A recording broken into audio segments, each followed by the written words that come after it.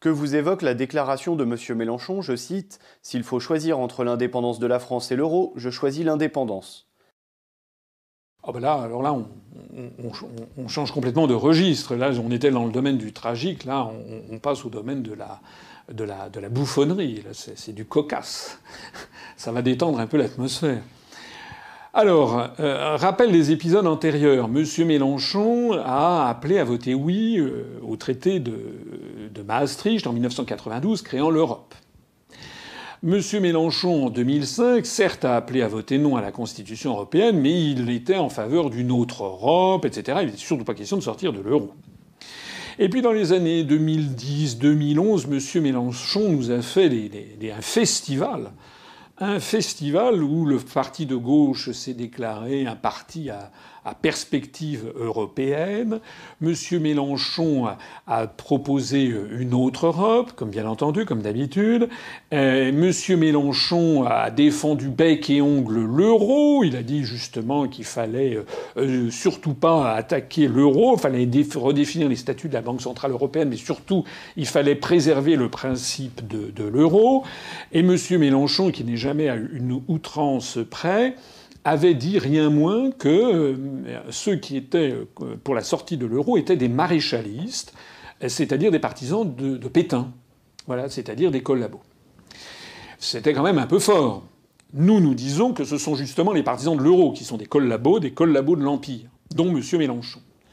Mais M. Mélenchon osait dire que c'était être un collabo et un maréchaliste que de vouloir en sortir.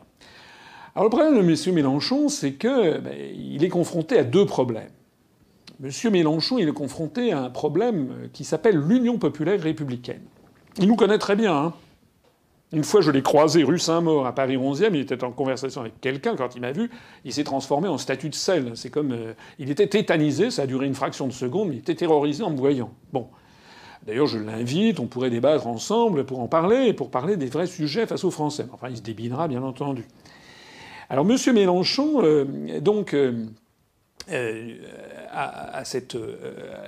est confronté actuellement à la montée en puissance de l'UPR sur laquelle on va revenir. Notre parti se porte extrêmement bien. On aura l'occasion d'y revenir tout à l'heure. Donc ça le dérange, ça l'embête. Ça l'embête, parce que maintenant, l'UPR est en train de talonner le nombre d'adhérents du parti de gauche. Si pas même, nous l'avons peut-être même dépassé. Et puis il y a un deuxième problème pour M. Mélenchon, c'est un problème interne. Parce qu'il y a de plus en plus de gens qui connaissent l'UPR. Et même les gens qui éprouvent des réserves à l'égard de l'UPR, qui disent oui, mais regardez, Asselineau, c'est un énarque, etc. Il a été dans des cabinets ministériels de droite, on ne peut pas lui faire rien. Je connais, bien sûr, les discours que l'on dit. Mais néanmoins, d'abord, l'UPR, c'est pas uniquement Asselineau, c'est moi qui l'ai créé, mais l'UPR, c'est maintenant plus de 8000 personnes. C'est de plus en plus de nombreux responsables venant de tous les horizons, d'ailleurs pas mal de gens de gauche. Mais le problème que nous posons, et pas seulement d'ailleurs au front de gauche, on va peut-être en parler juste après, c'est que l'UPR est en train d'imposer un grand retour à la politique avec un grand P, c'est-à-dire on va au fond des choses, comme le disait le général de Gaulle. Nous avons des analyses qui vont au fond des choses. On raconte pas aux Français des sornettes sur une autre Europe ou sur un plan B, parce que aux dernières nouvelles, là, vous avez vu, M. Mélenchon s'est accoquiné avec Varoufakis, voilà, il a tourné le dos à Tsipras, il s'est accoquiné avec Varoufakis, l'ancien ministre des Finances grec, pour lancer un plan B. On se moque du monde. Je rappelle pour la énième fois que les traités européens ne peuvent être modifiés qu'à l'unanimité. C'est l'article 48 du traité de l'Union européenne. L'unanimité, ça veut dire que M. Mélenchon pourra nous sortir qu'il a pris un bon repas avec monsieur Varoufakis ou avec monsieur comment dirais-je, Iglesias, là, de Podemos, l'espagnol, ou avec madame Tartemuche de Slovénie. Ça ne changera rien au fait que jamais il n'obtiendra une unanimité sur une Europe à la Mélenchon. Ni les Britanniques, ni les Luxembourgeois, ni les Allemands sur lesquels M. Mélenchon passe son temps à taper, ni les Pays-Bas, ni les Scandinaves, ni les Polonais, ni la plupart des pays de l'Est n'accepteront jamais une Europe à la Mélenchon. Voilà. Alors nous l'avons expliqué très précisément. Et il y a de plus en plus d'électeurs, d'adhérents, de sympathisants du parti de gauche qui, même s'ils ont des préventions à mon égard, que certains s'acharnent à essayer de développer dans les coulisses, ce sont des gens réfléchis, des gens très politisés, qui écoutent et qui se disent ce qu'il dit n'est quand même pas totalement débile. Et donc ils commencent à demander des comptes aux dirigeants du parti de gauche. Et les comptes, on l'a vu, ça s'est passé au début du mois de juillet. Il y a eu un congrès qui s'est passé du parti de gauche. Et il y a eu une proposition, une espèce de motion d'opposition à la direction de M. Mélenchon, qui s'est manifestée et qui a proposé, qui a notamment critiqué la direction actuelle du parti de gauche pour être beaucoup trop mollassonne et trop floue sur l'Union européenne et l'euro. C'est le moins que l'on puisse dire. Eh bien, M. Mélenchon a vu le vent du boulet siffler à ses oreilles, puisqu'il n'a obtenu que 55% des voix et 45%. Ce sont ses opposants qui ont obtenu 45% des voix. C'est-à-dire qu'ils auraient fait un tout petit peu plus, M. Mélenchon dégageait de la présidence du parti de gauche. Voilà.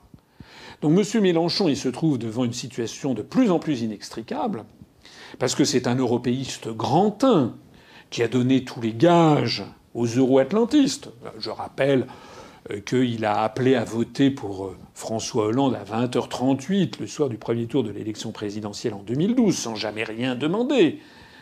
Je rappelle que M. Mélenchon se refuse bec et ongle à expliquer ce qui se cache derrière la construction européenne, notamment le rôle des États-Unis d'Amérique. M. Mélenchon refuse absolument d'expliquer ce qu'est l'article 48 sur l'unanimité pour changer les traités. M. Mélenchon ne dit pas un mot de l'article 50 pour sortir de l'Union européenne. M. Mélenchon ne fait aucune analyse de fond sur l'euro, ce que nous, et pas seulement, c'est pas un nous de majesté, c'est pas seulement moi. Les conférences mises en ligne, par exemple, par Vincent Brousseau, notre responsable chargé des questions monétaires, qui a passé 15 ans à la BCE, se diffusent très très bien sur Internet. Mais figurez-vous que, et c'est assez normal, je trouve ça très bien et très simple, il y a beaucoup d'adhérents, de sympathisants du parti de gauche, eh bien, qui se manifestent et qui voudraient que leur direction aille plus loin et aille pour crever les abcès et aller jusqu'au bout des choses. Est-ce que, par exemple, on peut maintenir la démocratie et l'euro? Alors, c'est dans ce contexte général que M. Mélenchon vient de faire cette déclaration qui est s'il faut choisir entre l'euro et l'indépendance nationale, je choisis l'indépendance. C'est typiquement de la manœuvre politicienne que l'on va examiner d'un peu près dans quelques instants. Pour quelqu'un qui ne fait pas très attention, qui écoute ça d'une oreille, c'est quelqu'un qui se dit « Ah, ça y est, Mélenchon veut sortir de l'euro ». Mais ça, c'est les manipulations que j'ai expliquées déjà 50 fois dans ma conférence à laquelle je renvoie les personnes intéressées, qui s'appelle Les partis politiques respectent-ils l'intelligence des Français ? Le Front National, par exemple, ou d'autres, sont champions pour lancer comme ça des espèces d'hameçons, faire croire qu'ils auraient complètement changé alors qu'en fait rien n'a changé. Alors pour comprendre la manœuvre de M. Mélenchon, il faut se replacer par exemple au 18 juin 1940. Est-ce que vous imaginez que Charles de Gaulle aurait fait le 18 juin 1940 un appel en disant s'il faut choisir entre l'occupation hitlérienne et l'indépendance, je choisirai l'indépendance? Les gens éclatent de rire. C'était bien évident que l'occupation hitlérienne, c'était la fin de l'indépendance de la France. Donc il n'y a pas s'il faut choisir. Il faut choisir. Il n'y a pas de si. Lorsque M. Mélenchon dit s'il faut choisir entre l'euro et l'indépendance nationale, il ment. Parce qu'il n'y a pas de si. On sait, nous le disons, ça fait 15 ans maintenant, plus de 15 ans que ça dure, il faut choisir. Il y a absolument incompatibilité entre l'euro et l'indépendance nationale. C'est une évidence. D'ailleurs, de même que notre appartenance à l'Union européenne, on ne peut pas vouloir une chose et son contraire. On ne peut pas vouloir être dans une union, une prétendue union avec 28 États, et penser que ça n'aura aucune influence sur notre indépendance nationale. On ne peut pas à la fois être vivant et mort. Donc si M. Mélenchon introduit un « si », c'est qu'il veut encore gagner du temps. Il veut encore se compromettre avec ses commanditaires, avec ses liens avec les euro-atlantistes. Il veut encore faire croire à ses troupes que l'on pourrait avoir un oxymorone, comme on dit, c'est-à-dire une alliance totale des contraires incompatibles, c'est-à-dire l'euro et l'indépendance nationale. C'est absolument impossible.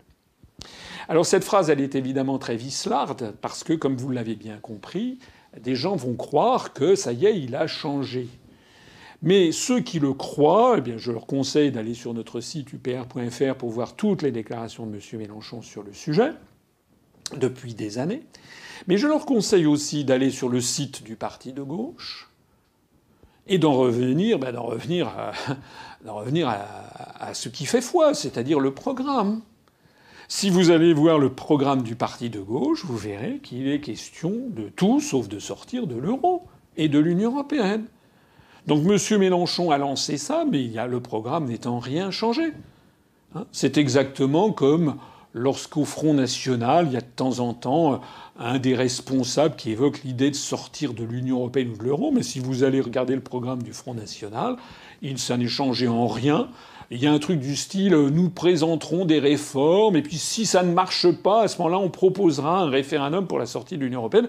Mais comme on ne sait pas quelles sont les réformes en question, comme on sait de toute façon que ça n'est pas réformable, c'est un même système que M. Mélenchon. Tout ça, c'est pour gagner du temps. Voilà ce que je pense. Bon, en gros, si vous voulez, voilà, ça fait la une, même pas la une, ça fait quelques articles dans les journaux, dans du papier, mais dans 2 jours, on emballera les pommes de terre avec.